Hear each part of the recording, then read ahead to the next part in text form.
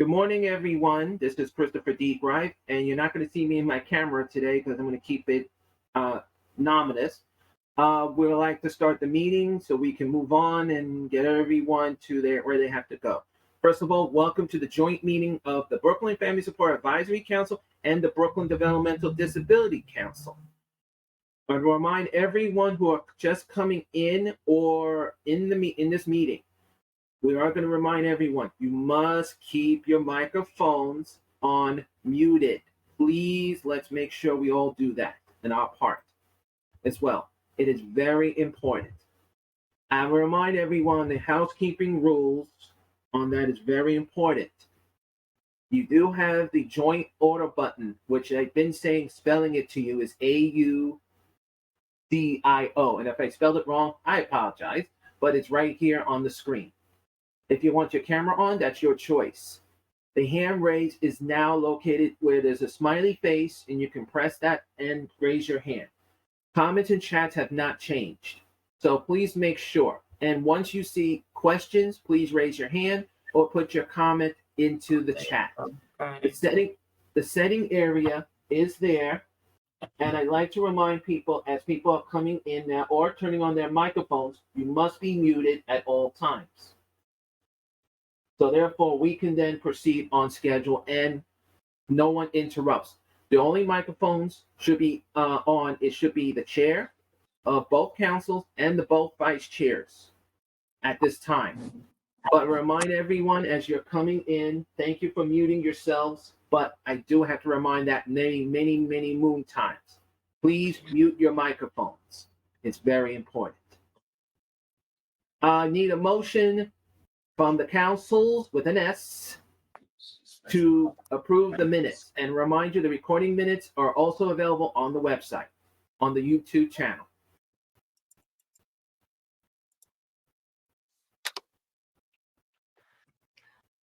Deborah Greif, I'm making a motion to accept the minutes. I second the motion. Thank you, ladies. And I remind everyone, the minutes are also on the website as well. First, I want to welcome everyone. And in case you have to leave early, happy Thanksgiving. Hope everyone voted and I hope everyone didn't have any concern issues. But right now, let's start some business today on the councils with an S. Richard Bott, I know you're here. We're ready for you, sir. Okay. Richard Bott. I don't know if I'm ready, but hi, everybody. Nice to see the familiar faces again. So if you're here, that obviously means you're not up in Albany at the night of rally, which begins at 11:30.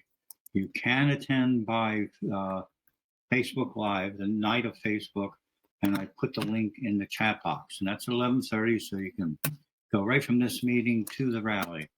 The main points of that rally, we're already working on the budget, is that we're pushing for the $4,000 salary increase for direct care workers and an 8.5% COLA in the fiscal year 24 budget. So we're able to do that because, Governor Hochul got reelected, which will keep things moving forward. We don't know if there'll be any major changes coming out of Albany.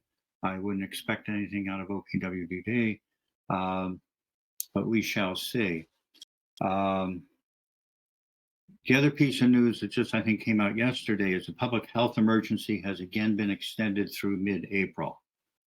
So I guess that's good news. Some of the other things going on from the election, we have two chairs in the disabilities world that have to be replaced. Tom Abenanti lost his election, and Dick Godfrey in the Health Committee are retired after many years. So those two positions will be replaced. Senator Mannion is still in a close race for Senate, so there's going to be a recount. And Mannion's been a real champion over the past year for our causes. So, but we'll see how that all turns out. from last session, there were 4 bills that we've been watching, and now that the governor's been reelected, we'll be pushing to get signed. One has to do with in the preschool special ed world, we're pushing for the interim plus rates to get approved. That's when an agency applies for a tuition waiver. And right now, if you apply for a waiver, you don't get the annual increases until that waiver is signed off on. So the interim plus rates would give you the increases. So state ed awards a 4% increase, you would get that while your waiver is still being considered. Given the fiscal condition of our schools, that's very important. Even though the last year's budget gave the preschools and school age programs an 11% increase, it hasn't really stopped the exodus of teachers from our schools. Apparently it wasn't enough to get people to stay and stop moving on to the public schools. So we'll keep working on that. Another bill we're pushing to get signed is the OMIG statute that is looking for some changes coming out of OMIG that would make it a little less harmful to providers. And I know they've been working on that. I think that's moving ahead positively. And also, there was a bill we'd like signed, a review of the reimbursement adequacy of the early intervention rates. Early intervention came into being in January 1994, and those rates have not increased. A couple times they went up, but then they got taken away again. So early intervention is a critical service on a child between birth and 3, and the numbers with that program have been going down, not helped by the decrease in rates. Another immediate problem coming up is a number of children will be aging out of early intervention in January, but there's not the preschool seats anymore. The seats are there, but they can't fill them because we don't have the teachers in the preschool. So that's another crisis. Chris Trieber from IAC has been working on that feverishly.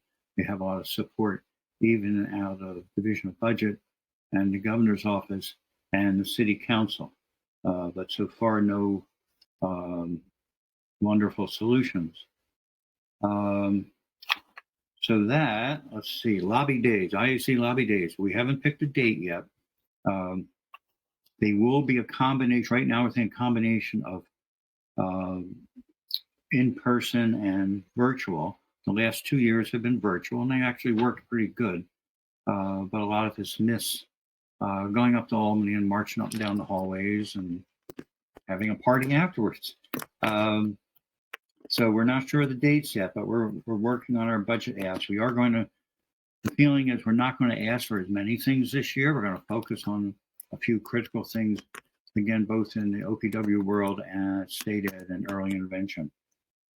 So as they get developed over the next couple of months, we'll keep you apprised of those. We will be doing, again, lobbying at the local level, going to see a legislator in their local office. That seems to work very well. Okay, also back on the preschool world, Chris Trieber just sent out his annual survey on vacancies and turnover. We're hoping to see a little bit of a slowdown. I know in the OPW world, the turnover slowed down a little bit. Given the increased money there, it's not all that's been paid yet, but we're getting there. Let's see. Also a reminder for children who are between the ages of 6 months and 59 months. By January 1st, they must have their flu vaccine or they won't be allowed into school. So if you have children or you work with children and families, make sure they're reminded they need their flu vaccine by January 1. And I think the last thing on education world is, yes, the transportation is once again a mess. a lot of children not making it to school, spending 2 hours on the bus. There've been a lot of changes at Department of Education, and we're not sure exactly what actions are taken. So given that, if there's any questions. Hi, Richard, it's Joyce. Just a question, any update on when the 5.4% COLA will be coming out? That was promised in April? Yeah. Now, I think the last word from Tom on that is that division of budget it's moving finally now, and especially now that the election's over with. You remind me though, I should make a notice of people that yesterday an email came out from Revenue Support Office in Albany, and it was, I think the title was 5.4% COLA. Well, it had nothing to do with the COLA we're all waiting for. It was in the budget. That was the COLA on Social Security and SSI. So I sent a notice out and I included that little note. People all got excited that the 5.4% COLA is coming to the agencies, but to hold off on that. We'll let you know when it really is in the mail. Deborah, Thank you. Okay. Deborah? Yeah, trying to unmute. Any other questions? Yes. Okay. I don't hear anything.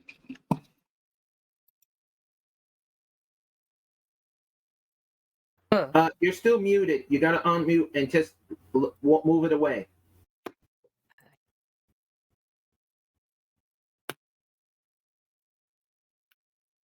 You're still muted. There you go. Okay, Richard, you forgot a couple of other elected officials that have been very helpful to our population. And the one I'm mentioning is Peter Abadi, lost his assembly seat. Abadi lost? Okay. Yep. And also we've lost Steve Simbowitz. And we don't know what's going on with Matilda Frontes and Alex Krasny. But that will also be a blow to us. The issue with Alex Krasny is when he was Democrat, he was supportive of OPWDD and our families. So he is a Republican because that's how he felt he could run. This is only what he told me, not my opinions. So when all the races are finalized, we need to really check and work with them, because a lot of the Republicans do contact Christopher and myself regularly because they know that I'm the chairperson and I represent us in the statewide. But we do have to have meetings with them because they want us re-educate them who haven't been in office for a while. And they have asked us, I get contacted regularly on different social medias. Their staff contacts me, and many times they do watch our video. They watch the meetings or they watch it on YouTube. So I just want you to be aware, we do need to reach out to them. The minute someone's elected, and this is what I practice. I don't care whether you're a Republican, Democrat, or whoever your party is. Once you're elected, politics goes out the window. I just want to make sure that you're going to advocate and fight for our population. The other thing also in reference with the flu vaccine, I was told, because I specifically asked people in the New York City Department of Health and Mental Hygiene about if you cannot get the flu vaccine because you are allergic to the vaccine and you have a doctor's letter, you can go near children in the schools, but you have to stay masked the whole time. And that's also included in hospitals too, because I'm not allowed to take the vaccine. So when I have to go into schools or places like that near small children, I mask or I wear a certain type of face shield. So I had checked to make sure. So if anybody has allergies, make sure, or you cannot do the vaccine because of health issues, you need to have your doctor write a letter. And that's all I have to say. Thank you for giving your report. I appreciate it. No problem. So you're in support of all Republicans, even that one who announced his run yesterday?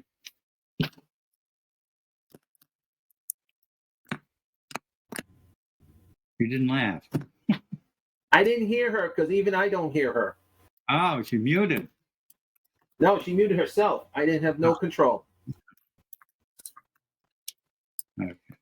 But you're right about in New York State, the Republicans and disabilities have always been supportive. So, disabilities. No, if you asking me, okay, I'm unmuted. You're asking me about the former twice impeached former president. Yeah, your buddy. I don't personally, talk to him. I'll work with some of his. I don't like a lot of their rhetoric, but the only thing I said is, once you're elected, whether I like you or not, according to the Constitution of the United States, our state and the city, you have to work with them and be mature about it. And my concern more is to make sure I advocate. And I do know most of Republicans are also supportive. But these are what I'm speaking about in my part of Brooklyn, where we got some new elected officials. They're not too on. They don't understand what OPWDD is, and they don't completely understand. So we have to bring them and their staff up to speed. And that's what I'm saying. Trust me. I pray I'm not going to even say anything else because I don't talk politics now. We're here to advocate for everybody, to make sure direct care professionals who actually work with our children one-on-one are getting the right type of help. That's my biggest concern. So, and I also make sure all of our individuals are allowed, make sure they vote however they can. And I don't care what party they're a member of. Anything else you want to ask me, Richard? No, I'm good. Okay. I'm muting. Okay, Madam Chair, we have people's hands up at the same time. So, Brian, your hand was up. Yeah, hi, thanks. Richard, I just emailed you a couple of things. Brian but from Heaven's since Hands. you had brought up about the 5.4%, have you heard, not related to that, but with the other money owed for the incentives that is loaded for most agencies, I believe, for tomorrow? Have you heard of any issues with that? Because we certainly just found an issue when we went into the system to check.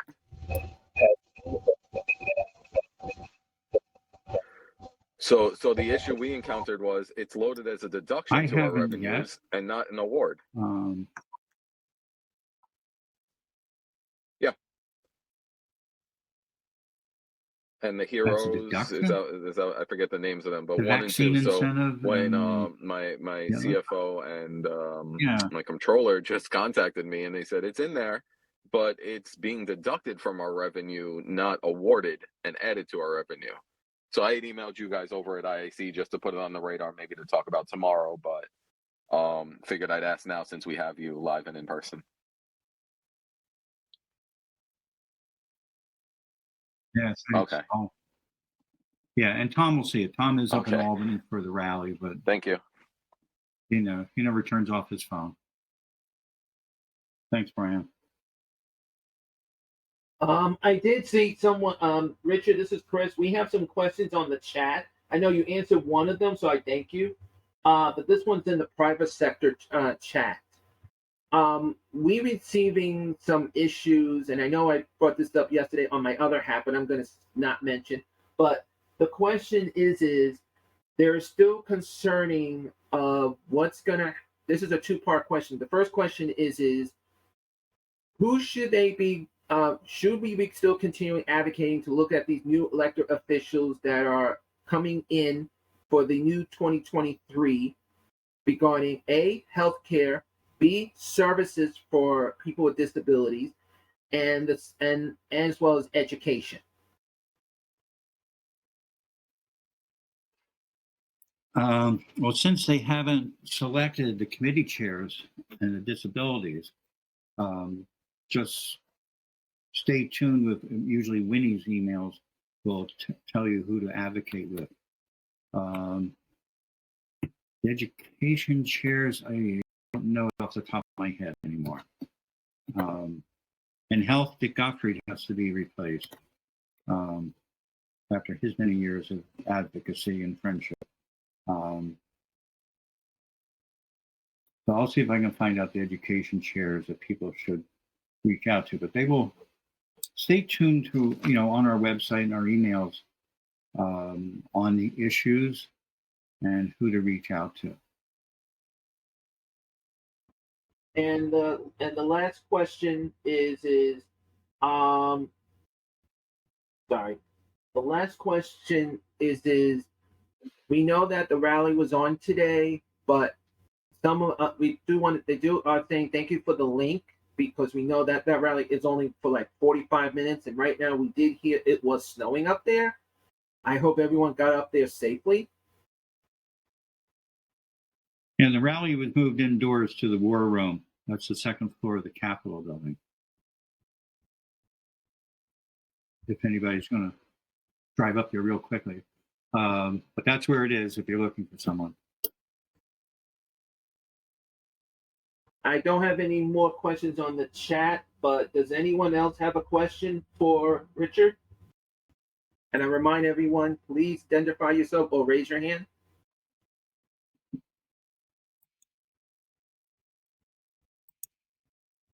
Richard, it looks like you're good. Okay. And we'll have someone back next month. And Richard, happy Thanksgiving. Thank you. You too. Thank you for your time, I'm going Richard. to stay on and hear what else is new. Sounds good.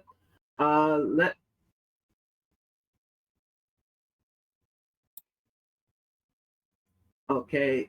Is anyone here from OPWDD here? Because I have not seen anyone popped in. Only see certain ones, but do I hear from Lucy or Nina?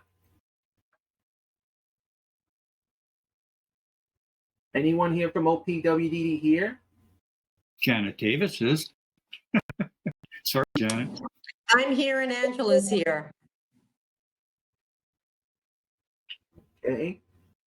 Does both ladies have an update for us? I don't at this point. Angela, do you have I don't either. Okay. So that means we have no OPWDD / Brooklyn DR report for this month. So therefore, we'll move on to chairperson's reports. We'll start with Debbie. I'm trying to unmute. You got it. Speak. Hi. You sure you can hear me? Yes. Okay. Good morning, everybody. I want everybody to know that the statewide, this is another update I have. We are working very hard on advocating for changes with the issues coming to the reimbursement admin, the new changes that have been very difficult for the families as well as agencies to implement and do. I was going to meet my exec board, but then yes, I'm adding this in quickly. Yes, Mr. Greif was a little ill, so that put me behind, but I already spoke to the chair of the statewide, told me not to worry. They will keep me informed. We are trying to make sure that more of the public can be involved when we do our statewide meeting next month, December 14th. We are trying to make sure that there's at least enough time for the parents and professionals who watch our meeting will be able to speak during public session. We know how it's important for you to let us know if there's issues with the family support programs, especially with the issues with the changes for reimbursement. And want everybody to know, no, it is not the fault of any of the local reimbursement at the OPWDs or DDROs that they did not implement this. This was implemented from Albany. So we know there's issues. If you're having problems, please email me at BFSSAC@yahoo.com. I will try to get answers for you, but I will also tell you on the Brooklyn Family Support Services website, there is a link to email Nick Hobson, who is the statewide family support coordinator. If you're having issues, if parents don't understand, the agencies are frustrated because everything's being said no, yes, no, yes, no one knows what's going on, then please let them know and give them examples. I understand if you have to protect HIPAA, but give them examples if you're having trouble trying to, with the receipts, explaining how it's justified for the individual. And to give you an example, many of our individuals cannot tie their shoelaces, button their shirts, or if they also sit in wheelchairs, it's very hard for them to get their clothes on and off. And yes, clothes designed, which they do have, are very expensive. Also, many of our children/individuals have issues with their feet because, and they have to wear I'm not talking about Air Jordans. I'm talking about well-made shoe that can hold their foot in, as well as if they have to have a brace on their leg, or they have to wear an orthotic to make sure their foot doesn't twist the shoe out. It costs money. I'm not saying that, you spend $1,000. That's not what I'm saying. But you can't give someone with that kind of problem with their legs or feet a $20 sneaker. That just doesn't work. Also, we have to justify to make sure it's related to the developmental disability. But if you're finding that it's not working, you're having issues, please let us know. Let the Albany know. As I said, we have a link through our website that you can get onto OPWDD. It is very, very important that you all see this and do this. So it is what we're asking you is to please keep us informed of when you're having problems and issues, because we know how important family support services are. Now, reimbursement is not an entitlement, and we do have to spread the money evenly around to as many families, because more and more of our children are being diagnosed correctly with developmental disabilities. So we'd appreciate if you would keep us informed if you're having issues, so we can try to refix again the reimbursement admin rate. We also are waiting to hear if there will be a family support RFP. We need to know how much each of the 19 counties are going to be receiving for the RFP money. No, I don't know what the amount is. I don't know when or how they're doing it. So we're just waiting for that to be done. Also, all 19 councils are required to make sure we sign a conflict of interest forms. And this is to make sure that no one can say that we purposely were on a reimbursement or a different kind of committees to oversee the programs. And then, we get services from them or we're on their board. So we're all waiting for the correct form to be sent to all 19 councils to make sure that we are doing, when we have to sit off for RFPs, we have to sit with, when we do our site visits, with our family support coordinator or staff member from our local DDRO. So we are working together with all councils are working together as a team to make sure we straighten it out. We also know our chairperson, Chris Palagia, he sits on the statewide developmental disabilities advisory councils, and that people are also allowed to attend. I don't have the date at the moment, but when I do get the date for that, we will make sure it's shared will be on the Family Support Advisory Council's website. And that is my report. If anybody has any questions for me, please ask. Hi, this is Angela Blades, the Family Support Coordinator for Brooklyn DDRO. Yes.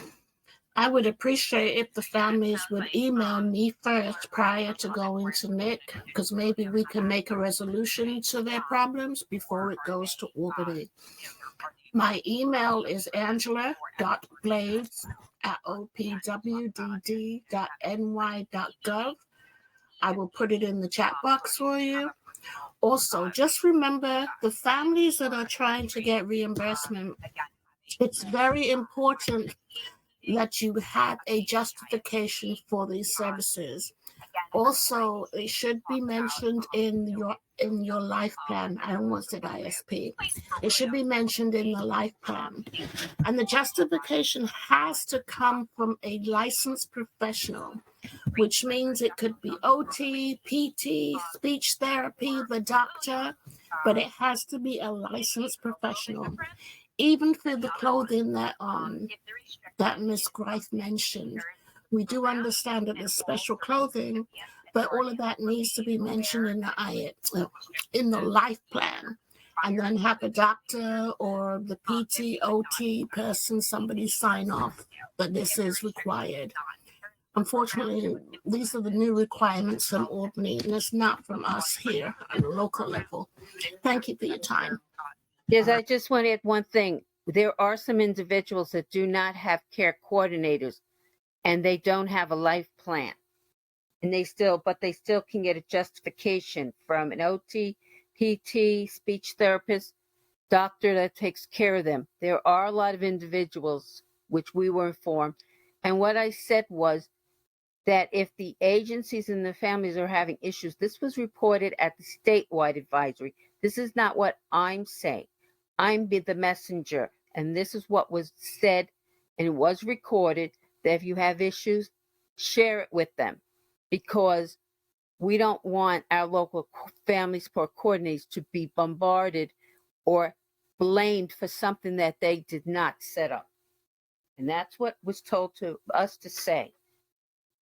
And thank you very much, Angela, for explaining that too. But also, you do not have to have a life plan if you don't have care coordination. But if you are OPWDD eligible, live at home with your family, then you do qualify for family support services. But yes, a justification must be written. Are there any other questions? Okay, well, let me clarify. 1 second, Angela. Hold on 1 second, because there's microphones there's some people, I want everyone to hear you clearly. I want to remind everyone whose microphone just came on, please mute it. I am muting you. Angela will be speaking right now, and anyone has a question, please raise your hand. Angela, you're clear to go. We do understand that there are families without a life plan, which is very difficult for them to get information. But unfortunately, they're still going to have to get a justification for the services that they require. And once we have a doctor's letter or the OT, PT, or speech therapy, then we may be able to process it. That's the only update I have regarding that. Thank you. Thank you, Angela. Thank you again, Angela. Sandy, you had your hand up. Yes, I did. I just want to know, do you need any justification for camp reimbursement? Probably yes. Let's Angela. Unfortunately, anything you're doing, you're going to have it. If you have a life plan, let me clarify that. It's going to have to be mentioned in the life plan.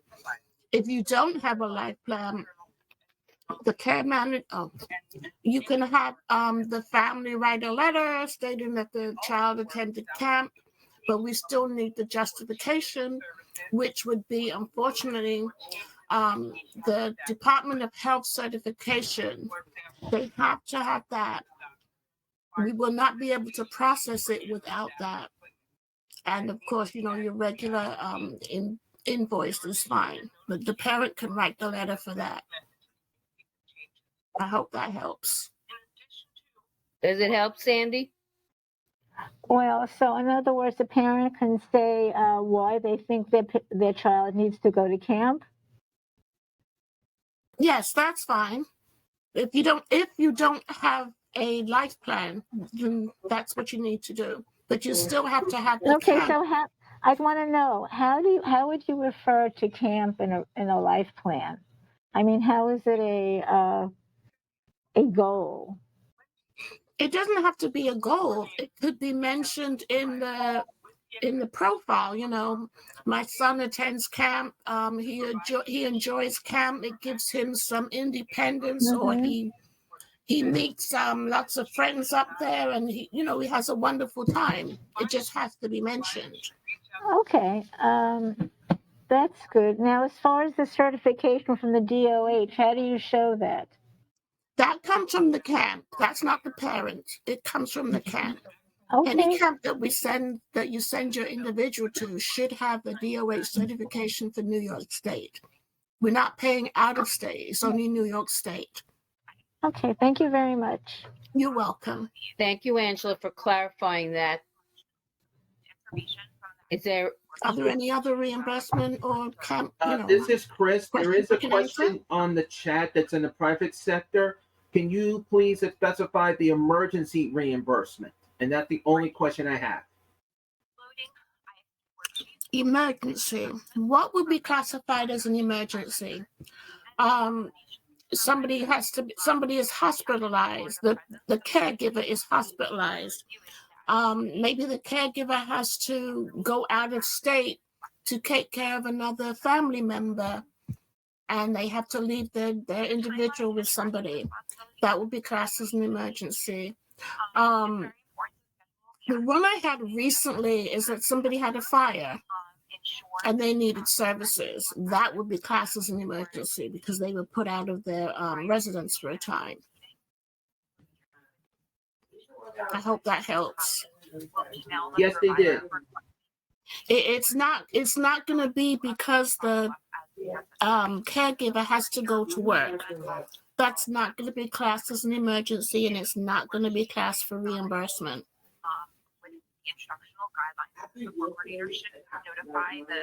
They said thank you. Is there any other questions, Chris? No, that's the only question. Unless somebody else has a question, they can please raise your hand to let us know, or you can always ask Angela on the chat any questions you have. Yeah, I mean, we've had stuff like for rent. Mm-hmm. We're not going to reimburse for rent unless you have an eviction notice. That would be classed as an emergency also. I mean, some people have difficulties paying their Con Eds. We've had Con Ed has not been doing shut-up notices. But if they have a shut-up notice, then we will be able to assist. Again, everything needs a justification. Why are you not paying your bill? Why haven't you let Con Edison know that you can't pay the bill and you want to pay partial? Stuff like that. Okay, thank you very much. Thank you, Angela. And I think of everyone, it's again, Angela, when you have a chance, could you just put your email onto the chat again? And then we can, okay. No problem. No problem. Thank you again. Let's move on our agenda. Joyce Levin, the Brooklyn DD Council. And I sorry, I have a little glitchy there, but Joyce?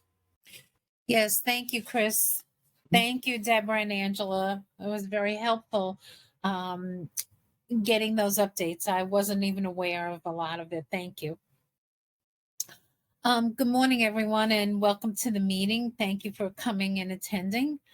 I just wanted to let everyone know that the 507 plan was released by the commissioner, and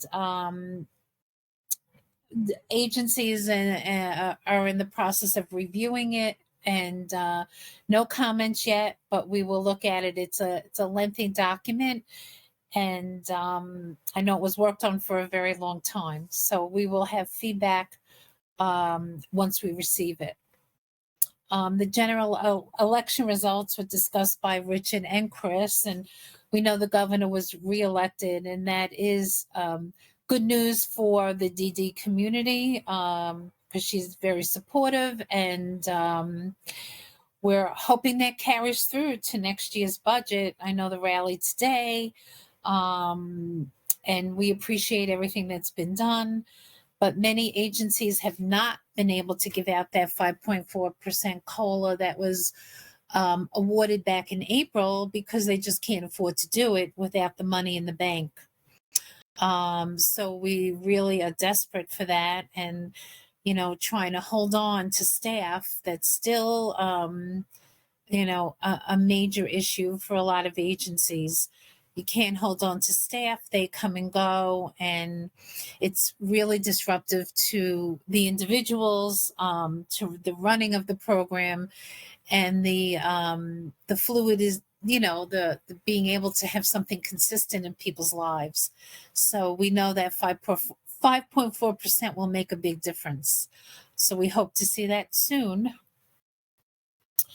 And then I just wanted to let people know also, for those agencies that are on, and families should also be aware, back in 2014, there was the heightened scrutiny, and that came out from CMS through OPWDD, which included for the waiver services that are provided,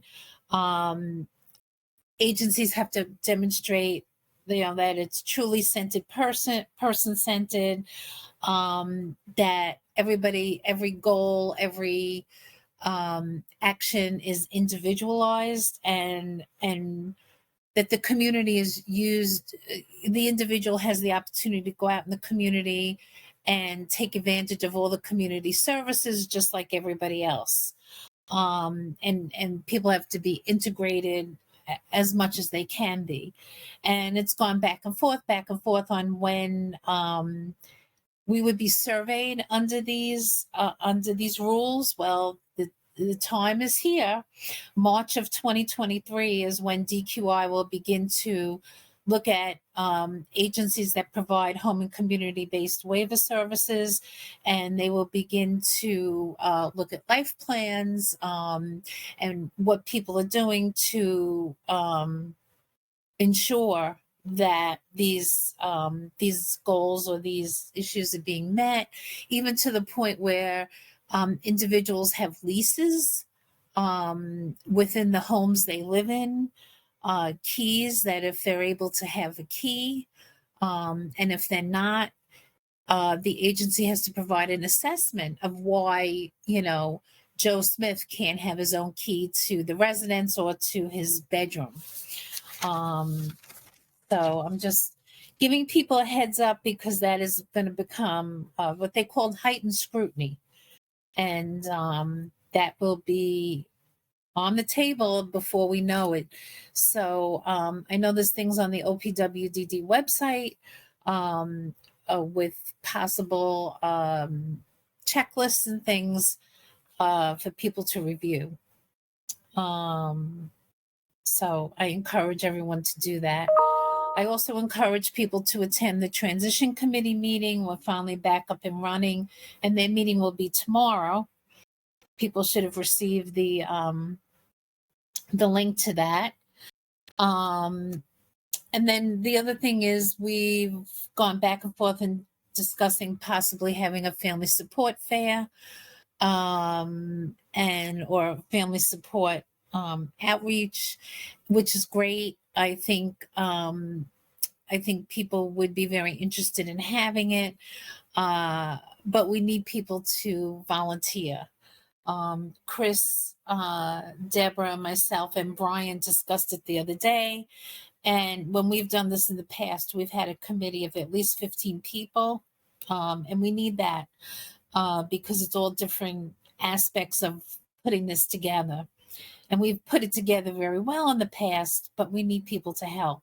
So again, I encourage people to let Chris, Deborah, and myself know, or Brian, if you're interested in volunteering, so we can look at putting this on possibly in the spring or early fall, because we would really like to do it. And this would be in person. I just saw something come up in the chat. Yes, it's in person. So again, we just need help. So if people are interested in volunteering, just let us know. Well, COVID's still out there, as we know, and people are still getting it every day, but we still would like to offer an in-person fair. And, we have a couple of venues in mind that are large, that we'd be able to accommodate, a couple hundred people in and out. and perhaps 1 or 2 workshops that we would do. But again, we need help. We can't just do it with the four of us. So that's all I have. Any questions? Sorry, Joyce. It takes me a second. At this moment, that one question that came in, yes, that is true. The other question you mentioned a few minutes ago, just want to let everyone know that the 507 plan is also available on our website. So as a reminder to everyone, that information and email at least a week and a half, I'm going to say not this week, last week, was sent out also, but it's also available on our website. So you can go into the main homepage or the OPWDD page as well, and you will see all the information that's been updated from OPWDD. So that's one question. There is no other questions for you, Joyce. Hi, this is Richard. Go ahead, Richard. Yeah, I just, Joyce, I just want to bring some clarity to the waiver settings rules. They came out about, I think, 3 or 4 years ago. I kind of losing track. 2014, I think. Okay. And they're finally getting around to monitoring them. Right.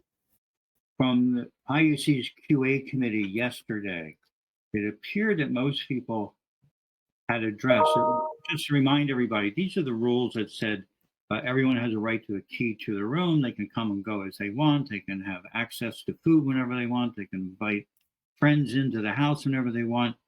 And it's important to remember that CMS, the federal office, wrote these for the 50 states, and every state's a little different. We have a whole different population, but if you have people that shouldn't have access to food 24 hours a day, or have freedom to go out whenever they want, or invite the homeless person in whenever they want, you have to have a rights modification in the person's service plan. And it appeared from the discussion at the QA committee yesterday, probably about 120 agencies were represented. It sounds like most people do have rights modifications in their plans. So when QA comes out to review them, that will be there. One agency had 3 reviews already, even though the deadline's not there. And they said it was not terrorizing. It was a 2-hour review with no problems. So I just want to make sure people don't go into a panic. But it's important, if you look up the HCBS community settings rules, most of the people who live in your homes probably have a modification. The main incentive of this is the high scrutiny are those where you have residences on campuses or are still in ICF or used to be in ICF. So those who had a review, they come out to the former ICF to see if those settings rules are being followed, or if they have, like the waiver of those rules for each individual. So I just wanted to clarify that. And if you're an IAC member, drop into the QA committee and the residential committee. Those are current topics.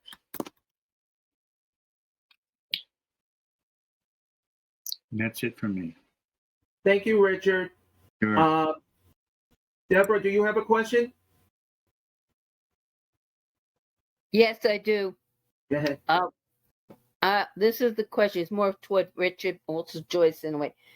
All right, you're saying about individuals who may have a key and stuff, but do they also take into account how the other is it also they have to take into account for the other people living in the residence? Can they handle that? Are they able to? Because some people don't handle new things, and that's part of the developmental disabilities.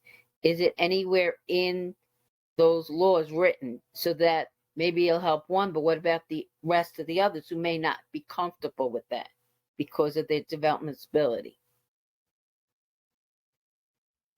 Whoever can answer, answer. I believe it is. I don't know specifically the details of it. there was discussion of if someone's an eloper, they run away a little, and you have to have some type of alarm on the door. The other people in the home would have to have the ability to open that door without the alarm going off. So I know, Brian, if I don't know if you were on yesterday, and you might know more of the details, but it's, again, the important thing is these rules were written for the whole country. And if your people shouldn't be covered by those rules, you need what's called a rights modification. Is there ways, that you can give this information to share with the advisory councils? Because you'll say, oh, we do family support. Yes, you're right. But the goal of the family support advisory councils were to help the families, get as much family support services to help the families, but then eventually we have to gear them that eventually they'll have to go into some kind of residential type setting. I'm not saying which kind, but that's one of the other goals. So since that's been added into, say, all 50 states, but we advisory councils should be given and trained on that too, so that we can help the families advocate. Because even when our families' children go into residence, they're still members of our council, because their advice and guidance helps us too. So I wonder, is there a way you can help us so we can work with the other families too?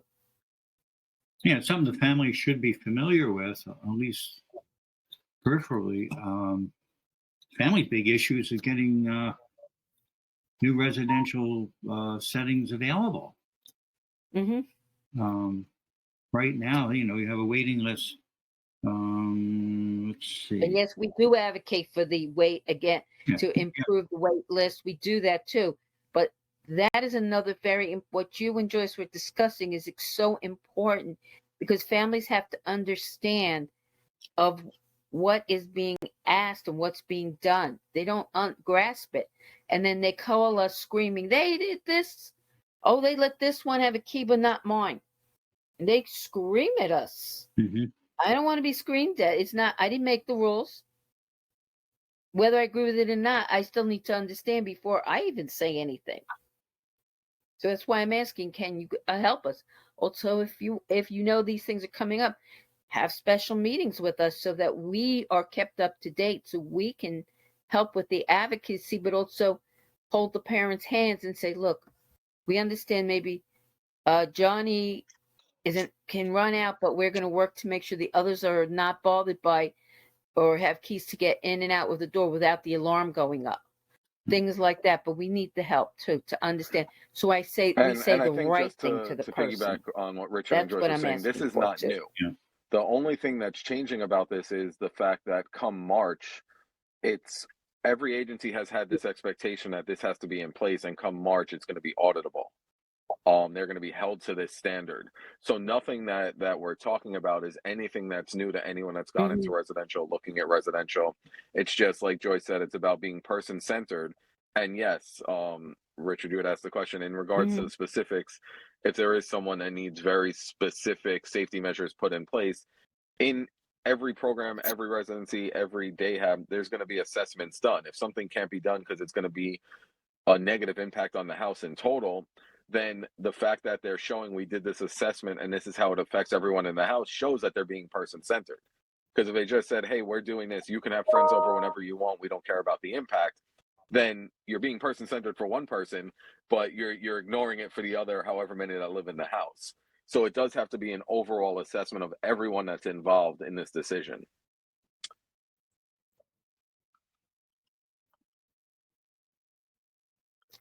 Thank you, Brian. Maybe we'll have you as speaker for our family so you can explain to us.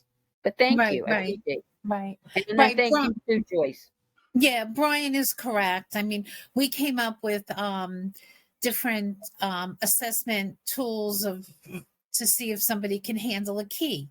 And the team, along with the whole team, would then look at what the assessment said. And at the end of it, if the person can't handle a key, then they didn't get a key, but we have a justification. Or if they could handle the key, then they would get that, if they chose to have it. So it was really digging down and looking at everything. And we've had that assessment, in place for several And years Joyce, I already. think to that So, point too, that's just there one may be item someone that you on assess that can handle list. it, but they don't want that And Brian, responsibility. And it's our due diligence to report to OPW. Listen, we assess they're able, but they don't want the yes, responsibility. We offered it and they turned it down because that's also on the agency's behalf to their benefit in terms of yes. advocating for the individual and being person-centered.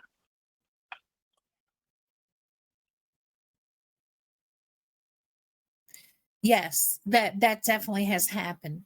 But again, you have to have that documented. As long as everything's documented when it's reviewed, there shouldn't be an issue. But the point, like you made at this point, in March of 23 is when now everyone's going to be held accountable to the heightened scrutiny.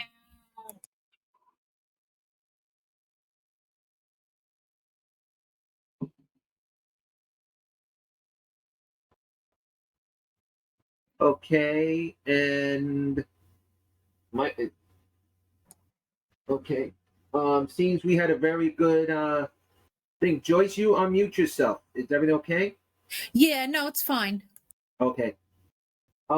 Since anyone else have a question, but Richard, I do, Richard, Brian, Joyce, I have to say this is a very good moment of preparing ourselves for next year on this. But Joyce, stay on with me for a second because you do need to. We need to find out if the transition committee new crew is here because that's up in our next agenda, and your name is actually back on. Joyce. No, I don't see them here. Pilar or Leafland, I don't see them here. Heather. Nope. I don't think they're here, but they do have their meeting tomorrow. So everybody please try to attend. And they're on Zoom. So folks, I have to say the last meeting I was there, since the meeting has not met yet, I did attend their first meeting. I know Carrie was there, I know I was there. And I have to say it was very well first meeting. Tomorrow is that meeting. Tomorrow it's on Zoom, so please try to attend. There is the meeting link. It is also available on our website, as well as when you email the advisory, you'll see it coming right back at you, the message. So that is the transition. So we'll move on to provided information. Deborah. Okay, hi. My co-chair, Ms. Rosal, apologized, but she could not get out of another meeting. So we're going to discuss. We had our meeting on Wednesday, November 9th. Our speaker was Paola Martinez Boone, who gave an excellent presentation on what is legal guardianship, what is entail, the different types, also how to watch out for the benefits to protect your child's benefits, because that's part of guardianship too. And she also explained to us about the ABLE account and also how things should be done with the families, the different, if some individuals need intense guardianship, they need everything, and others only need maybe a little bit here or there. She was excellent. We appreciated her. It is on the advisory council's page as well. But I want you to know that due to the fact in December, there will be the advice. I have to go to the statewide. We've decided that we're going to meet in, their next meeting will be on January 11th at 10 a.m. Now we're asking the professionals and the families if you have ideas for who you'd like to speak. It doesn't matter whether it's about care coordination, family support services, CCOs. Again, you have issues about what to do about your child's benefits from Social Security. Please let us know, and we will try to either get that speaker, or if we have to do we sit around on the computer and discuss different issues. So remember, there'll be no meeting in December. There will be a meeting in January, and the links will be on the Advisory Council's website. So thank you very much. Anybody have any questions for me?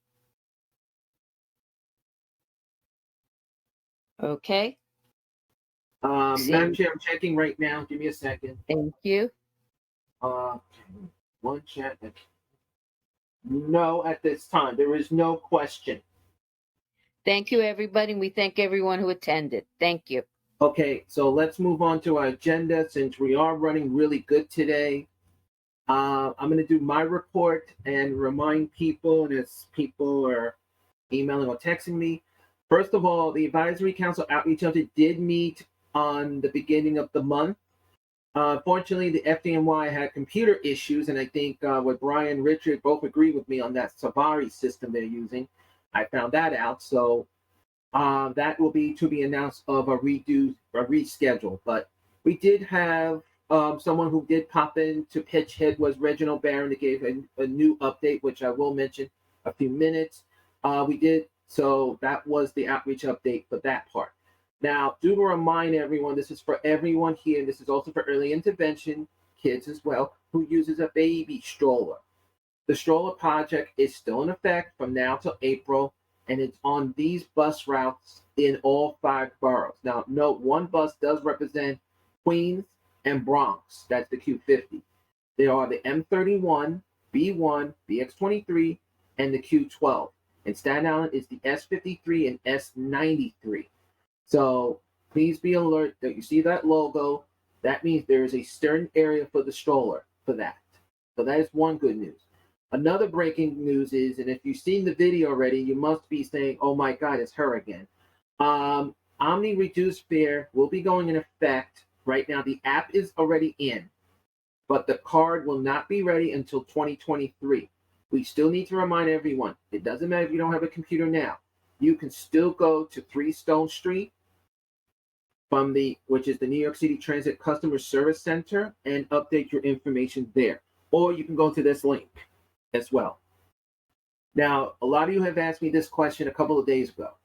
If you want a presentation of the Omni Reduced Fare, there are 2 sections. If it's for seniors, age 65 all the way up to the end of time, that you need to contact MTA Government Relations. For disability, that you need to contact System-Wide Accessibility, and you can email it at the accessibility@mtahq.org, or send a letter to MTA 2 Broadway, New York, 10004. And they will get back to you. Please make sure the letter does have a phone number who they should be speaking to. And please note, please give yourself plenty of time of dates and times. So therefore they can set it up, and make sure that any locations are ADA accessible, because MTA has been saying this, and I'm making that clear as well. So this is for the Omni presentation if anyone's interested. And I'll remind everyone, as I have mentioned earlier, please make sure you visit our website, which is right there on the www.bfssac.com. Email us if any announcements you want. Make sure it's on the website, including any events as well. And to remind everyone, we do check our voice messages from those hours, and Ann Menino does check it out. But I do want to remind you, if you don't leave a clear, slowest message, we will not get you back because we cannot understand the phone number or what you're saying. Please be clear and slowly so we can understand you as well. And at this moment, right now, I'm up to questions. If you have any questions right now. Okay, before I do, is Gavin Miles in the house? Because sometimes he might have a different identity name.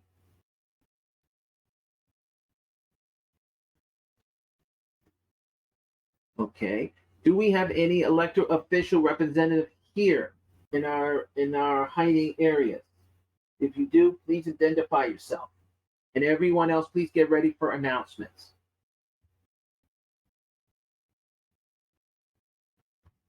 Okay. Now we're going to start with announcements. Please, if you have an announcement, please raise your hand so I can call on you, so therefore we can start the announcements. Now I see one here. Carrie Banks.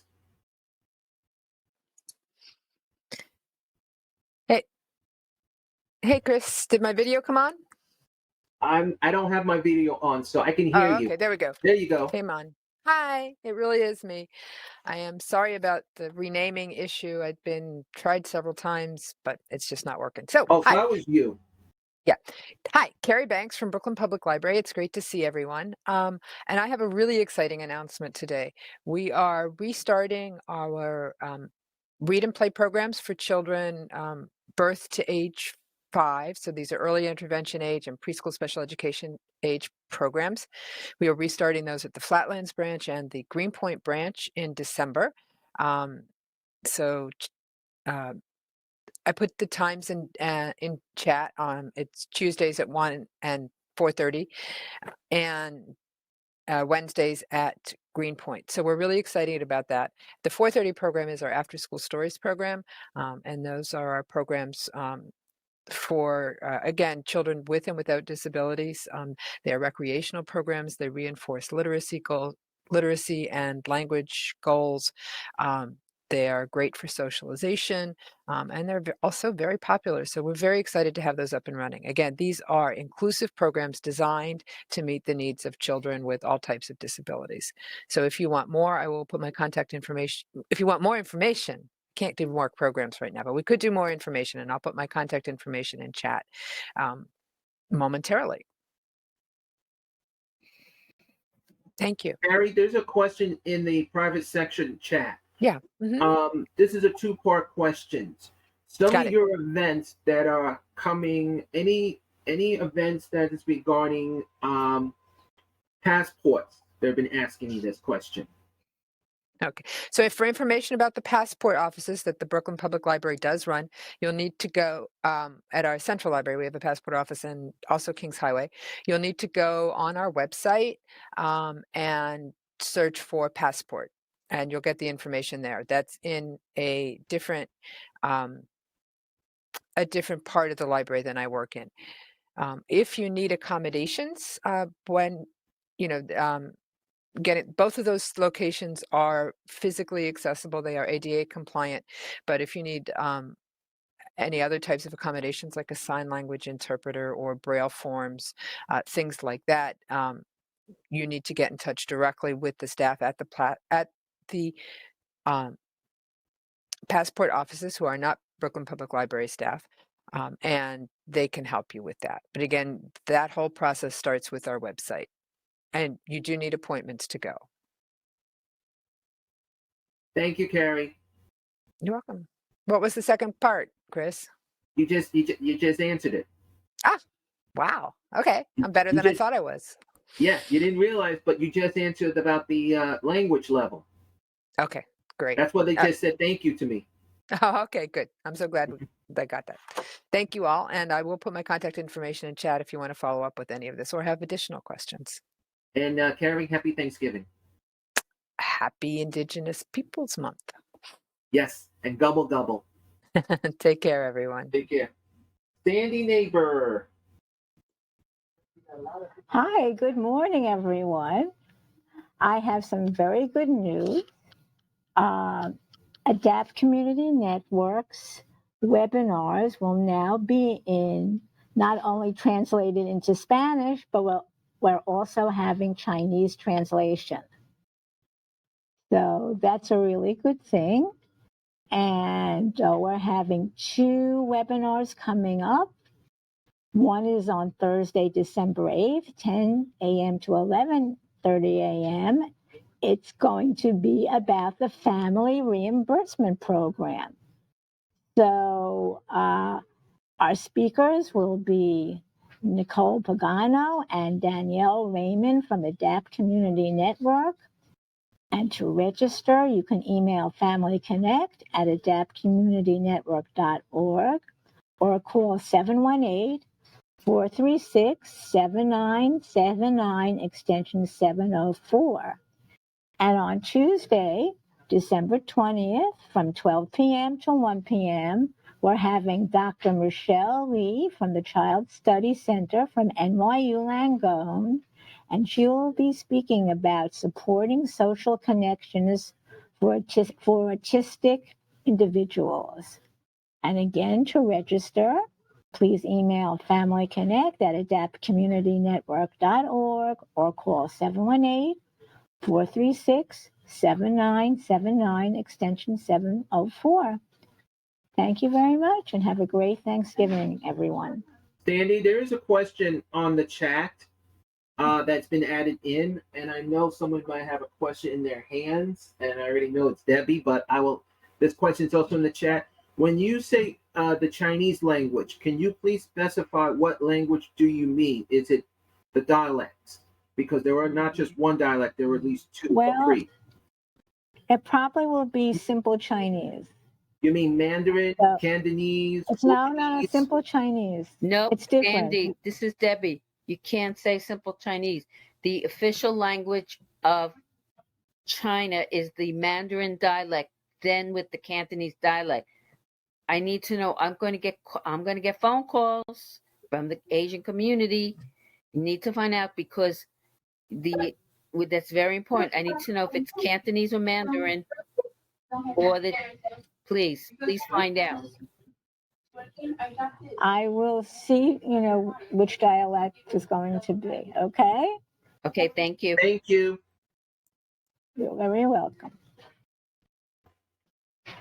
Let me move on to Pat Lou. Do you have an announcement?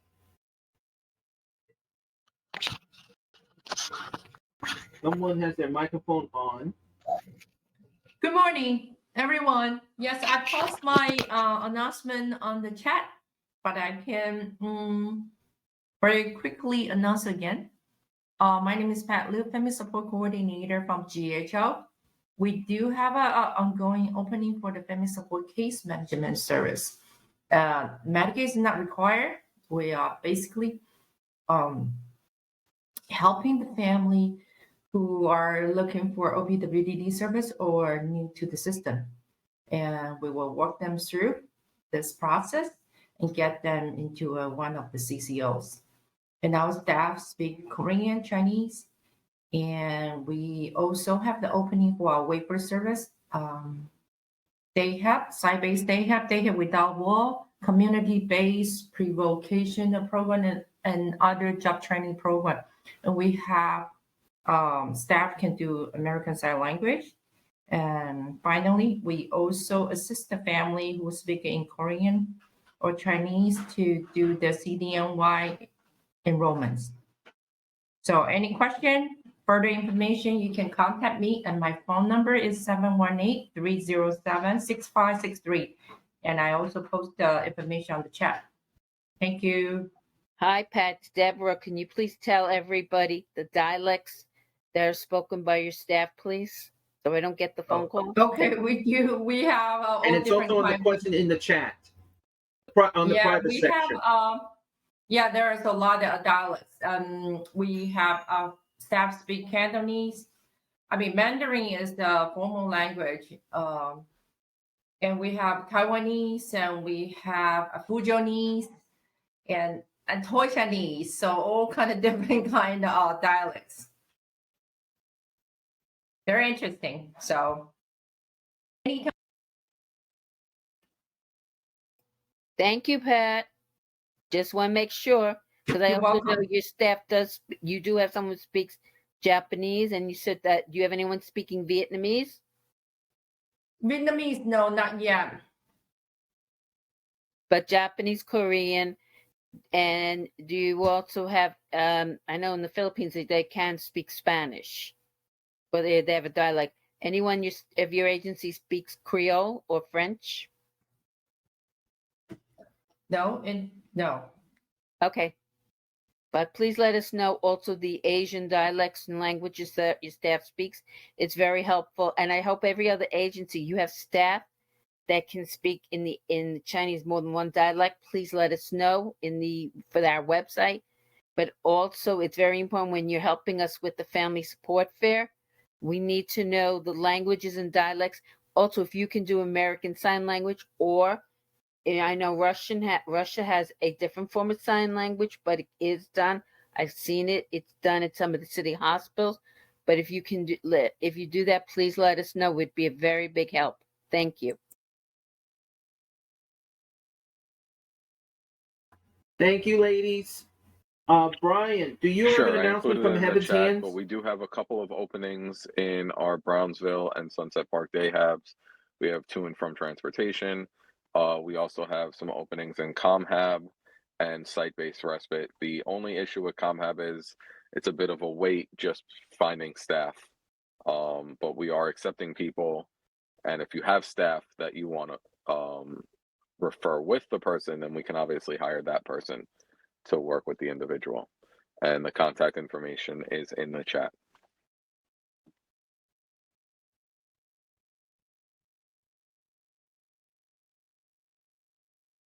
Thank you, Brian. Brian, there is one question that just popped up on the private section. Where is that right location off of Eastern in Parkway, Brownsville? 190 East 98th Street.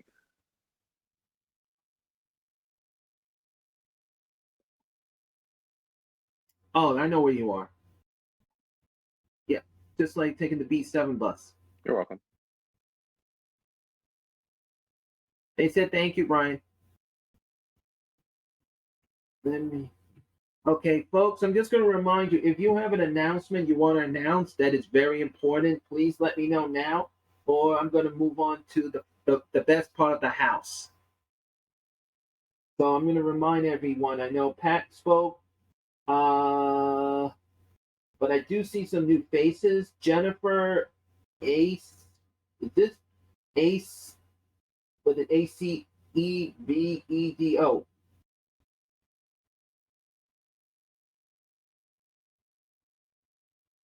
If no one else has an announcement, I'm going to move on to the next part before we end. Just to remind everyone, the next joint meeting for both councils will be on December 21st. And it's the same meeting ID number. And I'm going to remind some of us who do rush into the computer too fast, make sure you put your name in carefully. And then, because if you don't put your name in or don't put that, means you may be putting in the password too quickly. Please always check before you go, because they're going to ask you for, it's like dialing a telephone, your phone number, which will be the meeting ID number, and at the same time, they're going to ask for your name. So please make sure you do put that in. And then when is it going to ask you for the password, which is the year 2022. So therefore, we don't have any hackers coming into the system. So our next meeting is on December 21st. And a reminder, as Joyce mentioned it, I know I mentioned it, I know Brian will agree with me, we'll all mention it. Tomorrow is the transition meeting. Please try to attend that meeting. It's a very good moment in time. We have to work with helping our education. As Chris Trieber, I know Richard has mentioned it. We do need to work together to make sure education for all students with disability from District 75 and non-District 75, we have to make sure they get the right services. But I think Brian, Joyce, Debbie, and everyone will agree. We want to wish everyone a happy Thanksgiving from both councils. So I do want to thank both. I want to thank everyone. Joyce and Debbie, do you like to add anything before we end? No, just that everyone should have a great holiday and enjoy turkey.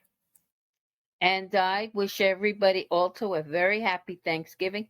Whatever you decide to celebrate with turkey, chicken, whatever, or if you're vegan, enjoy your holidays, or vegetarian, but please enjoy the holidays. And we hope everyone will stay well, and please protect yourself. And if you can get another vaccine, if you're able to, because we don't want anybody sick. We need everybody here to stay healthy. Thank you. Thank you, everyone. Happy Thanksgiving. And please. Thank you. Good holiday for everyone.